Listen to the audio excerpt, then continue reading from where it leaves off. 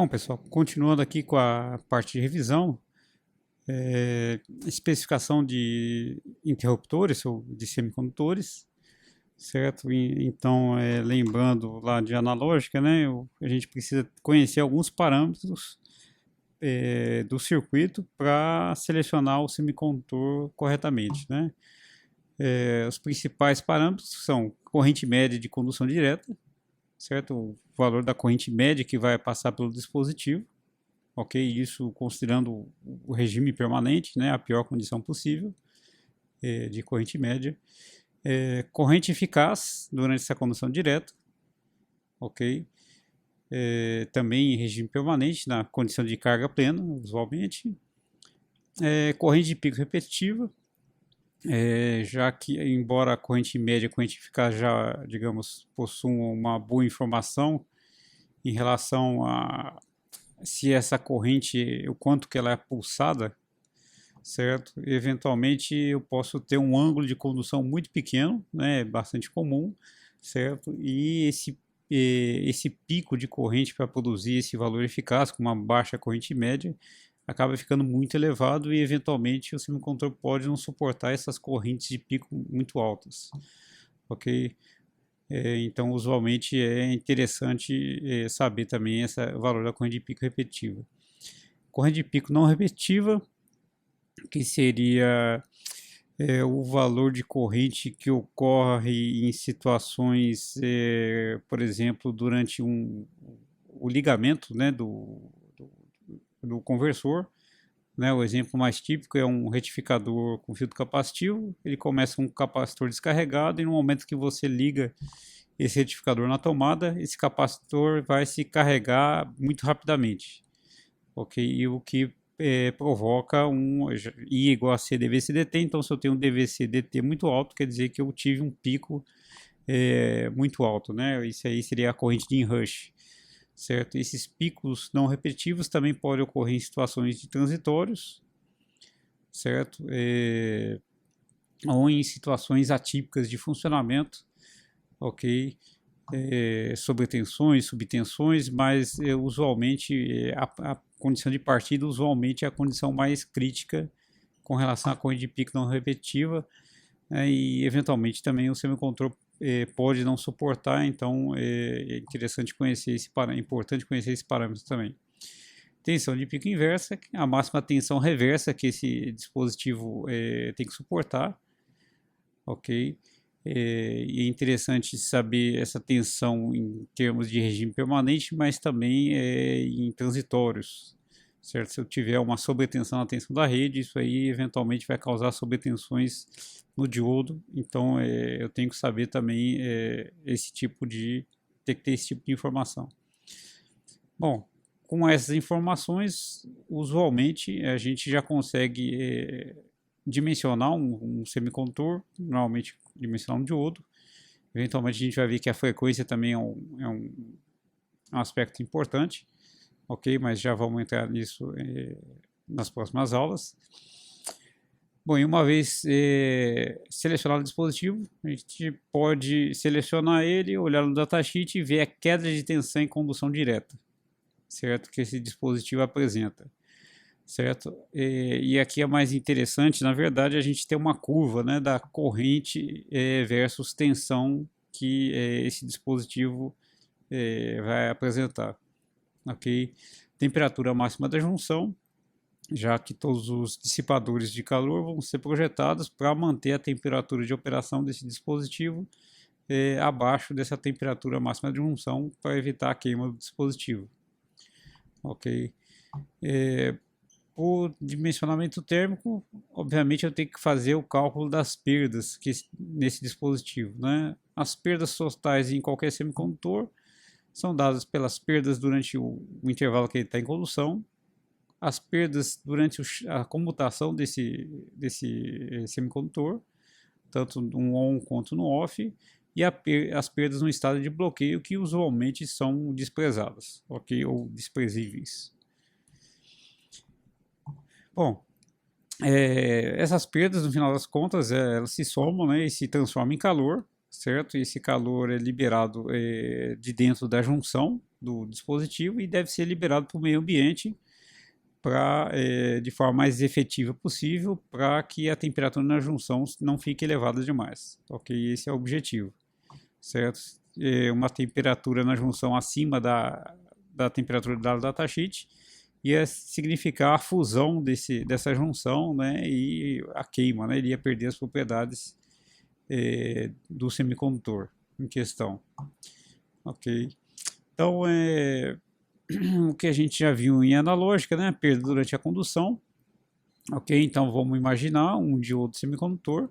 Ok? Embora aqui a gente vai imaginar um diodo de potência, ou seja, que suporte maiores valores de tensão e corrente.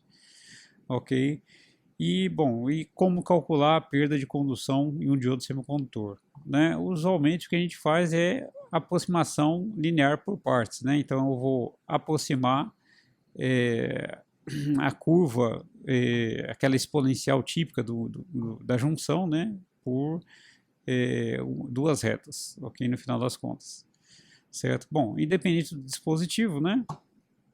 A perda que ele vai apresentar é definida pela definição de potência, potência média. Ok? Então, 1 sobre período, integral de zero a período, da corrente vezes a tensão através desse dispositivo. Ok? No caso do diodo, né, eu faço essa aproximação. No caso do diodo e dos GBTs também, eu faço essa aproximação linear por partes, né? Ou seja, a queda de tensão no diodo vai ser igual a uma fonte de tensão constante, certo? Mais uma parcela de tensão que varia linearmente com a corrente, ok? Bom, substituindo então a queda de tensão no diodo nessa equação da potência média, certo? Eu chego nessa equação aqui, certo? Eu vou separar essa soma da integral, ok? Então repare que eu tenho uma parcela aqui que eu tenho i ao quadrado dentro da integral, e tem uma parcela que tem somente o i dentro da integral, ok? Bom, essa parcela aqui, certo, exatamente corresponde ao valor eficaz ao quadrado. E essa parcela aqui corresponde ao valor médio, ok? Então, a perda num diodo ou em qualquer dispositivo que possa ser aproximado por uma fonte de tensão em série com uma resistência que tem um comportamento similar, pode ser dado pela resistência que foi modelada, vezes a corrente eficaz ao quadrado, mais essa queda de tensão, vezes a corrente média. Ok? Bom, então, só para colocar um exemplo, né? Então, calcular as perdas por condução, um diodo para um retificador de meia onda, considerando 220 volts eficaz, 60 Hz e uma resistência de carga de 10 ohms, né? Esse circuitinho aqui, certo? Então, eu tenho uma senoide aqui na entrada, certo? O diodo só deixa passar a parcela positiva, ok? Então, somente semiciclo positivo vai aparecer na saída, ok? E durante o negativo aparece zero, vai ter zero de corrente e zero de tensão na carga, ok? Certo? E como a carga é resistiva, né? Simplesmente a corrente através dessa carga vai ser a tensão dividido pela resistência, ok? Depois vemos mais detalhes aqui.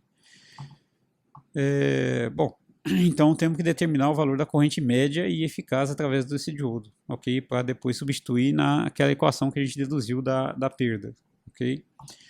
Bom, a corrente média aqui no diodo, então, repara que definição de valor médio, ok? O seu período integral de zero até o período da corrente que eu estou interessado, que no caso é essa forma de onda aqui, certo? E, bom, de zero até metade do período, ok? 2π é o período, né? Então aqui tem o período completo, aqui tem metade do período. Então repara que de zero até o período, a forma de corrente do diodo vai seguir essa função, certo? Com o valor de pico, Vm sobre R, tensão máxima da fonte de tensão aqui, dividido por R, vezes o seno de ômega-t. Ele segue essa senoide. E no intervalo entre T sobre 2 e T, ok, a corrente é simplesmente zero, então ela não contribui aqui para o valor médio da corrente. Ok, bom, resolvendo essa integral aqui, a gente chega aqui o valor da corrente média no diodo, Vm sobre R sobre π, ok, que numericamente aí, pelos valores dados, 9,9 ampere. Mesma coisa para o valor eficaz, eu quero encontrar o valor eficaz dessa forma de onda aqui, ok? Certo? Então, de 0 até π sobre 2, essa forma de onda vai seguir Vm sobre R vezes seno de ômega t, ok? E de t sobre 2 até t vai ser 0, então também não contribui para o valor eficaz. Ok? Resolvendo essa integral aqui, certo? Mais para frente a gente vai refazer aqui a resolução dessa integral com mais detalhes, ok? Aqui é só para dar o exemplo numérico. Vm sobre R dividido por 2, que dá 15,6 ampere. Ok? Bom, e aí a gente vai pegar a curva do diodo que eu estou considerando aqui, certo? Tem um diodo aqui, uma família de diodos que vai de 15 a 25 ampere, ok? 600 volts. Então, lembrando, né, que a equação que eu estou utilizando, né, RD eficaz mais F0 vezes I médio, ok? Então, estou usando a aproximação linear por partes, certo? Então, essa exponencial aqui, eu estou pegando, no caso aqui, o 25 ampere, certo? Então, eu estou aproximando essa exponencial em duas retas. Uma que é constante aqui, em 0 volts, ok? E que só começa a crescer a partir desse ponto, que é essa minha outra reta, ok?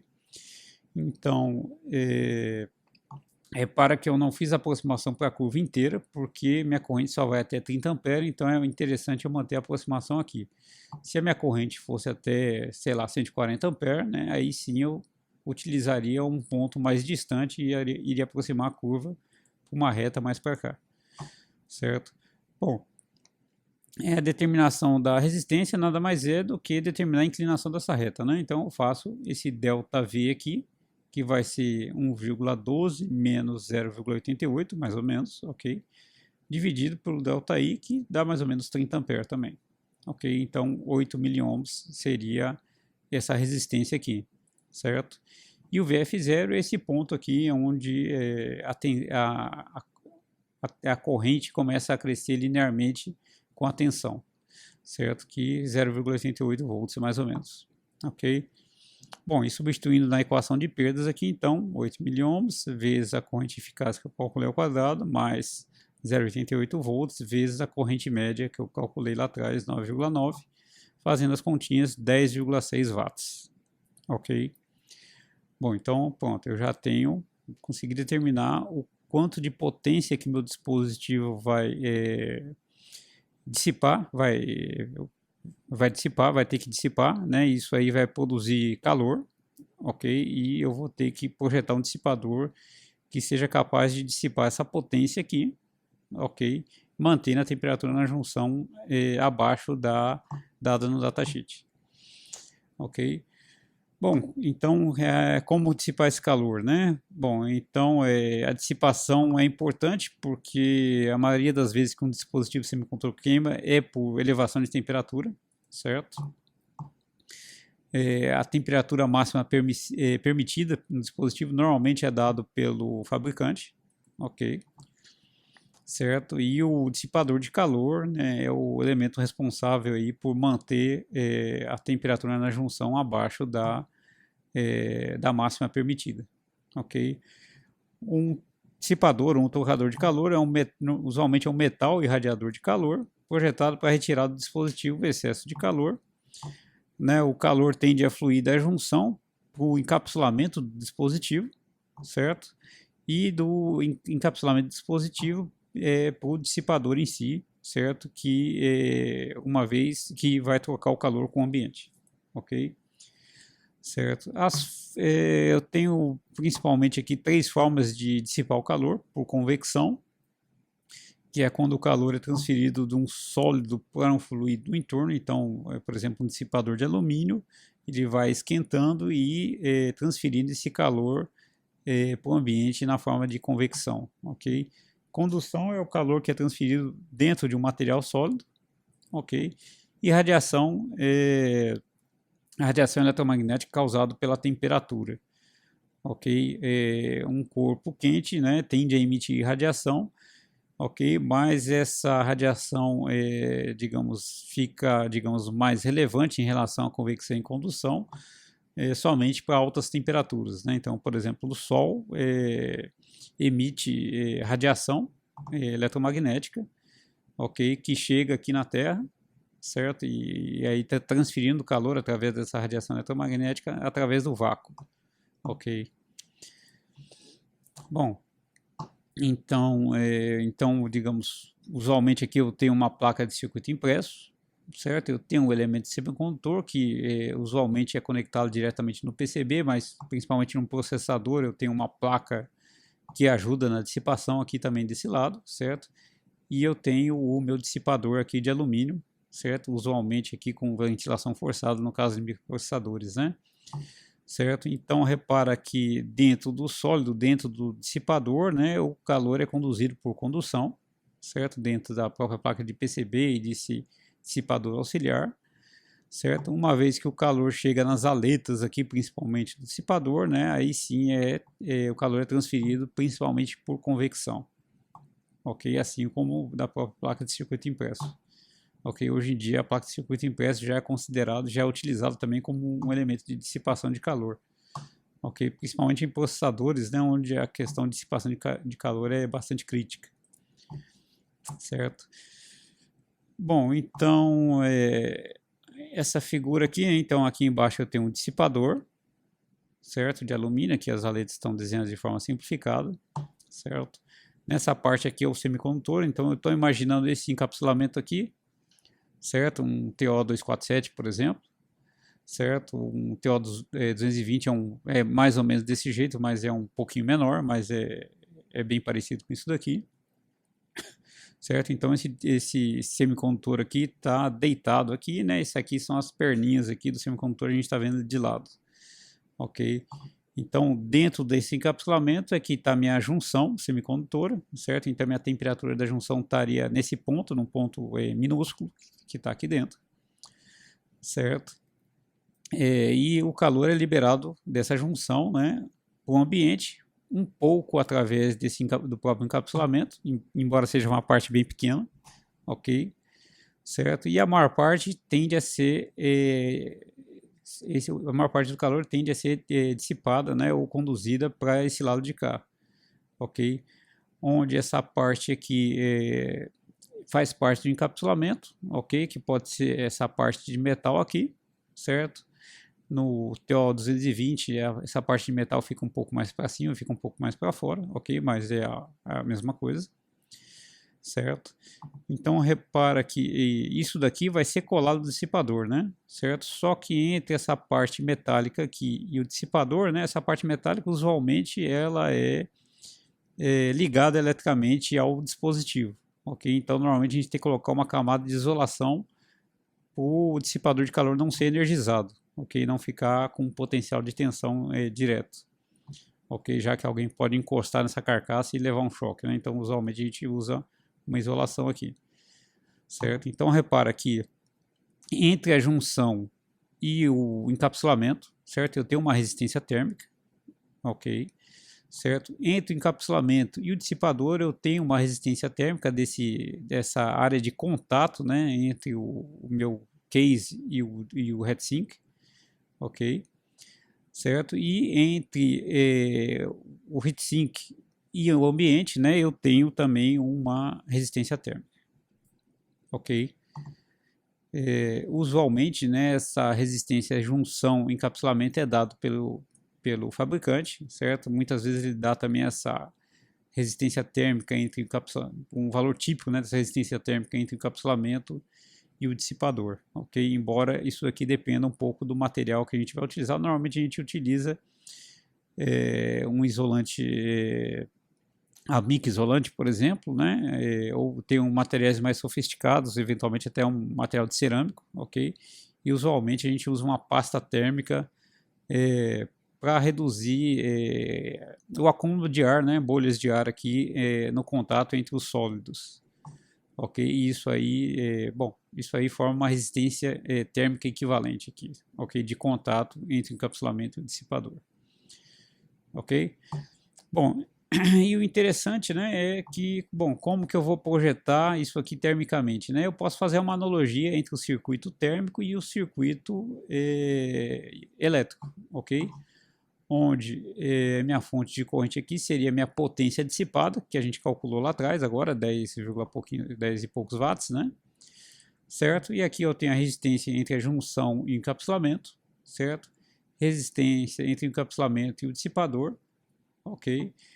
E aqui eu tenho essa resistência aqui adicional que ele dá também, né? A gente pode, normalmente a gente entende isso aqui como sendo uma resistência única, ok? Normalmente a gente tem esse valor combinado aqui, ok? E essa aqui é a resistência entre o dissipador, o heatsink e o ambiente, certo? Que na verdade é usualmente a resistência que a gente quer determinar, ok? E usualmente esse valor aqui é mais ou menos fixo, 0,5 graus Celsius por watts, depende o quão bem você consegue fazer esse contato térmico. Ok, isso aqui é dado no datasheet do dispositivo, do semicondutor que você selecionou. Ok? Então, aqui um pouquinho mais simplificado o circuito, né? E aqui as equações, né? Então, repara aqui a diferença de temperatura, né? A analogia de temperatura com potencial entre a junção e o ambiente vai ser dada por um análogo à lei de Ohm, né? Onde a resistência térmica é o análogo à resistência elétrica e a potência dissipada é o análogo à corrente elétrica. Ok? Certo? Essa resistência de junção ambiente é somente a soma dessas três resistências individuais, certo? E se eu quero encontrar o dissipador, é só pegar esse valor total e subtrair essas outras que usualmente são dadas, ok? Então, o que eu quero que vocês façam aí, um exemplozinho, né? Projetar um dissipador por diodo semicondutor do exercício anterior, ok? Deixa eu pegar aqui o datasheet do semicondutor aqui que eu utilizei, certo? Na verdade pode ser qualquer diodo que suporte essa corrente, não precisa ser necessariamente esse aqui, mas já que a gente usou isso daqui, certo? Repara que, bom, só aproveitando que a gente está com o datasheet, né? Ele dá o valor da corrente eficaz máximo e médio máximo, né? Que no caso esse datasheet são de componentes para 3 rates de corrente, certo? Corrente de pico não repetível ou corrente de inrush, ok, certo? Que usualmente é bem alta, certo? O I ao quadrado vezes T aqui, que é uma forma de dimensionar um fusível, ok? Máxima temperatura aqui de armazenamento, né? E aqui a máxima temperatura da junção em operação, que é o que nos interessa. A gente tem que manter sempre entre menos 40 e 125 graus. A máxima é o desafio, né? Certo? Depois eu vou falar desse tempo de recuperação reversa, ok? Não reparei, sim, só para esse é uma família de diodos que vai de 400 a 1000 volts de bloqueio máximo de tensão, ok? E aqui certo, aqui a resistência térmica, junção para o encapsulamento, certo? A gente pegou o diodo de 25 ampere, né? 2,5 graus Celsius por watt. Ok, essa é aquela resistência térmica que fica dentro lá do dispositivo. Ok, esse dispositivo não dá, mas usualmente aquela resistência térmica entre o encapsulamento e o dissipador depende basicamente do encapsulamento. Ok, eu acho que aqui nesse datasheet ele não dá esse valor. Deixa eu só conferir aqui. Mas aí de outros datasheets, né, é só você procurar pelo encapsulamento específico, né, você vai achar que é da ordem de 0,5 graus Celsius por watt, ok? Normalmente, quanto maior o tamanho do encapsulamento, menor essa resistência térmica, já que aumenta a área de contato desse cara, ok? Bom, então, o objetivo dessa aula era esse, né? Vocês relembrarem como dimensionar um diodo semicondutor, certo? E projetar o dissipador aqui, certo? A gente determina essa resistência térmica, né? E você entra no site do fabricante. Aqui é um exemplo, Semicron, tem centenas de fabricantes diferentes de dissipadores. Né? Aqui tem um catálogo bem detalhado, né? Então você consegue baixar o catálogo e vai procurar um dissipador que atenda essa resistência térmica que você encontrou. ok? Bom, vocês façam isso aí numa folha, tira uma foto e vai mandar aí de acordo com as instruções que eu vou passar para vocês depois. Ok? Obrigado, pessoal.